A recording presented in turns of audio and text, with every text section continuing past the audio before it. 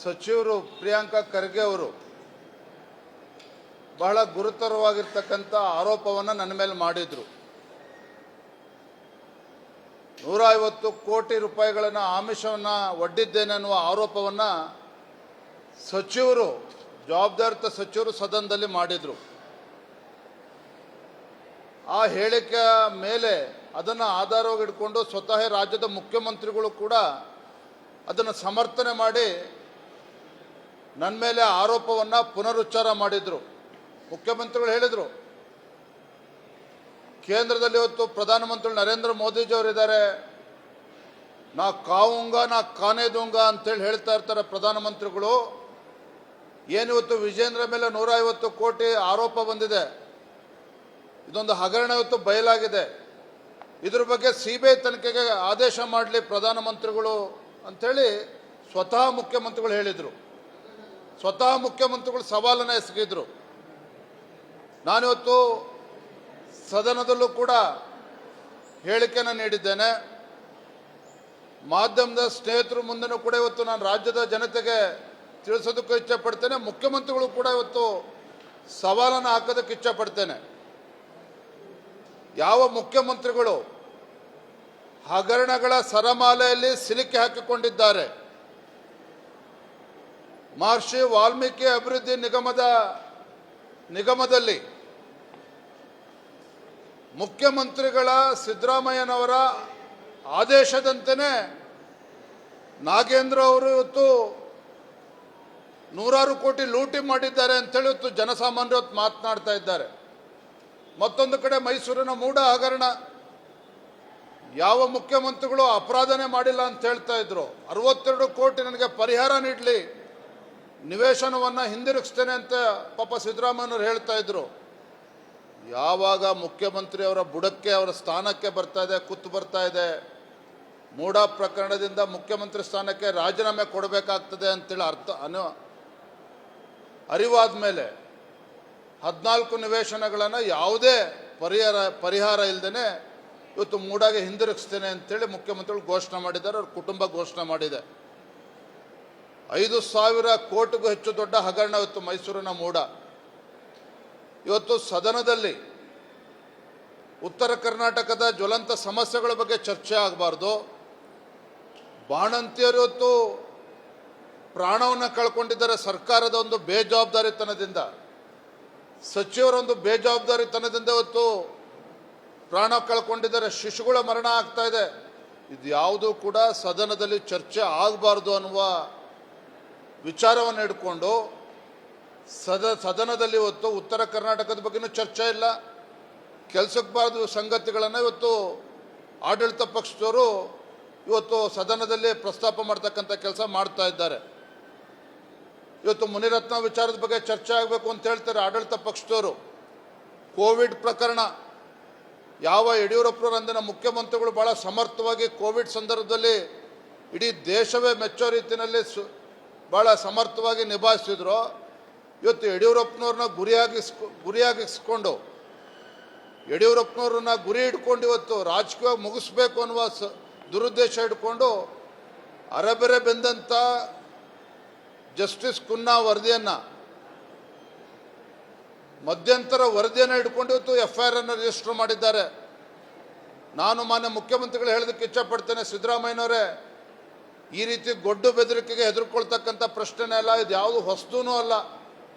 ಹಿಂದೆ ತಾವೇ ಮುಖ್ಯಮಂತ್ರಿ ಇದ್ದಾಗ 2018ರಲ್ಲಿ ಯಡಿಯೂರಪ್ಪನವರು ಮತ್ತೆ BJPಗೆ ಬಂದು ರಾಜ್ಯದ ಅಧ್ಯಕ್ಷರಾದರೆ ತಾವು ಮತ್ತೆ ರಾಜ್ಯದಲ್ಲಿ ಅಧಿಕಾರಕ್ಕೆ ಬರೋದಕ್ಕೆ ಸಾಧ್ಯ ಆಗಲ್ಲ ಅಂತ ಹೇಳಿ CAG ರಿಪೋರ್ಟ್ ಮೇಲೆ 25 FIRಗಳನ್ನು ರಿಜಿಸ್ಟರ್ ಮಾಡಿಸಿದ್ರು ಸಿದ್ದರಾಮಯ್ಯ ಸರ್ಕಾರ.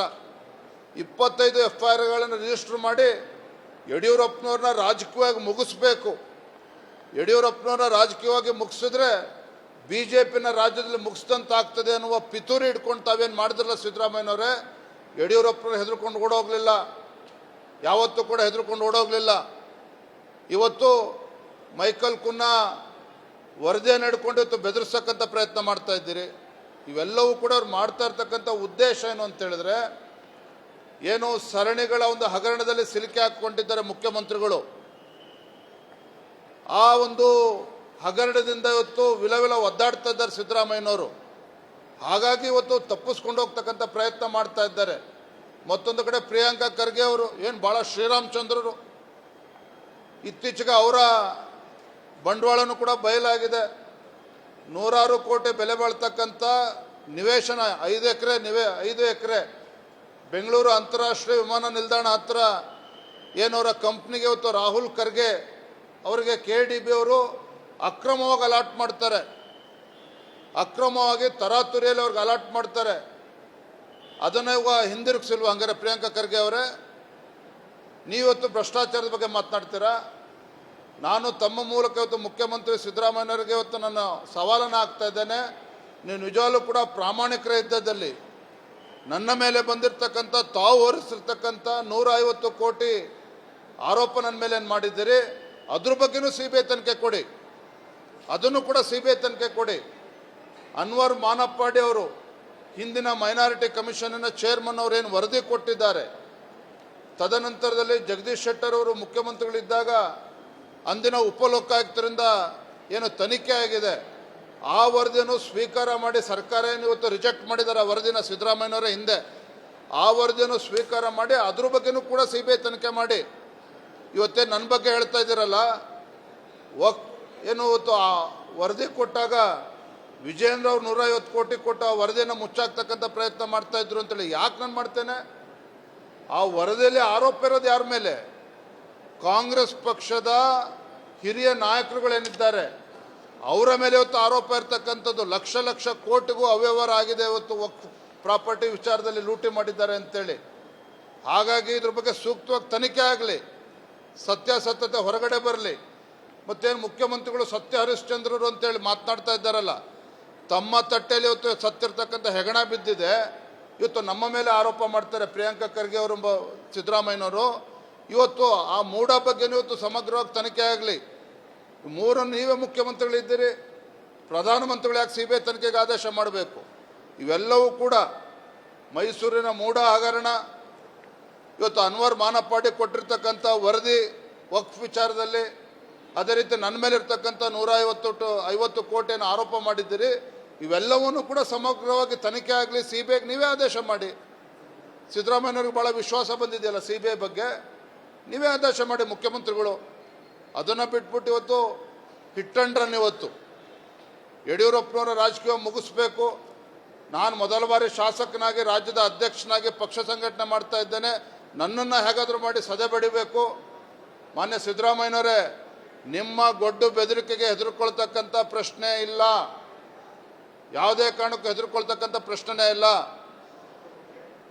ಹಾಗಾಗಿ ಈ ರೀತಿ ಕಳ್ಳ ಆರೋಪಗಳನ್ನು ಮಾಡೋದನ್ನು ಬಿಟ್ಟು ಸದನದಲ್ಲಿ ಇವತ್ತು ಗೌರವವಾಗಿ ಉತ್ತರ ಕರ್ನಾಟಕದ ಬಗ್ಗೆ ಚರ್ಚೆ ಮಾಡಿ, ರಾಜ್ಯದಲ್ಲಿ ಇವತ್ತೇನು ಬಾಣಂತಿಯರು ಸಾವಾಗಿದೆ, ಶಿಶುಗಳ ಮರಣ ಆಗಿದೆ, ಅದ್ರ ಬಗ್ಗೆ ಚರ್ಚೆ ಮಾಡಲಿ. ಅದನ್ನು ಬಿಟ್ಬಿಟ್ಟು BJPಯವ್ರನ್ನ ನಮಗೆ ಗೊಡ್ಡು ಬೆದರಿಕೆ ಹಾಕ್ತಕ್ಕಂಥ ಪ್ರಯತ್ನ ಮಾಡಬೇಡಿ. ನಿಮಗೆ ಪ್ರಾಮಾಣಿಕರಿದ್ದ ಮೊನ್ನೆ ನೋಡಿದ್ರಿ, ಪಂಚಮಸಾಲಿ ಹೋರಾಟ, ರೈತಾಪಿ ವರ್ಗದವರು ಇರ್ತಕ್ಕಂಥದ್ದು, ಹಿಂದೂಗಳ ಮೇಲೆ ಇವತ್ತು ಲಾಠಿ ಪ್ರಹಾರವನ್ನು ಮಾಡಿದ್ರು.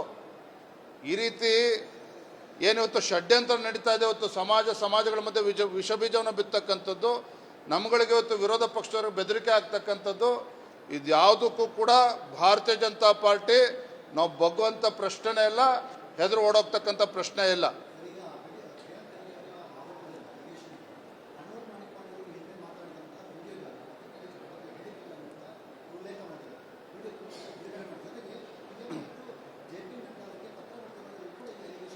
ನೋಡಿ, ಹಿಂದೆ ಅನ್ವರ್ ಮಾನಪ್ಪಾಡಿ ಅವರು ಏನು ಆರೋಪ ಮಾಡಿದ್ದಾರೆ, ನಿನ್ನೆ ದಿನ ಏನು ಹೇಳಿದ್ದಾರೆ, ಇವೆಲ್ಲವನ್ನು ಕೂಡ CBI ತನಿಖೆ ಕೊಡಿ ಅಂತ ಹೇಳ್ತಾ ಇದ್ದೀನಲ್ಲ. ಅದ್ರ ಜೊತೆಗೆ ಅನ್ವರ್ ಮಾನಪ್ಪಾಡಿ ಕೊಟ್ಟಿರ್ತಕ್ಕಂಥ ವರದಿ ಬಗ್ಗೆನೂ CBI ತನಿಖೆ ಕೊಡಿ. ನಾವು ಕೊಡಬೇಡಿ ಅಂತ ಹೇಳ್ತಾರೆ, ನನ್ನ ಮೇಲೆ ಏನು ಆರೋಪ ಮಾಡಿದ್ರೆ ಅದನ್ನು CBI ತನಿಖೆ ಕೊಡಿ. ಅನ್ವರ್ ಮಾನಪ್ಪಾಡಿ ವರದಿ ಜಸ್ಟಿಸ್ ಆನಂದ್ ಅವ್ರು ಏನು ಕೊಟ್ಟಿದ್ದಾರೆ ಅದ್ರ ಬಗ್ಗೆನೂ ಕೂಡ ಸಮಗ್ರವಾಗಿ ತನಿಖೆ ಆಗಲಿ.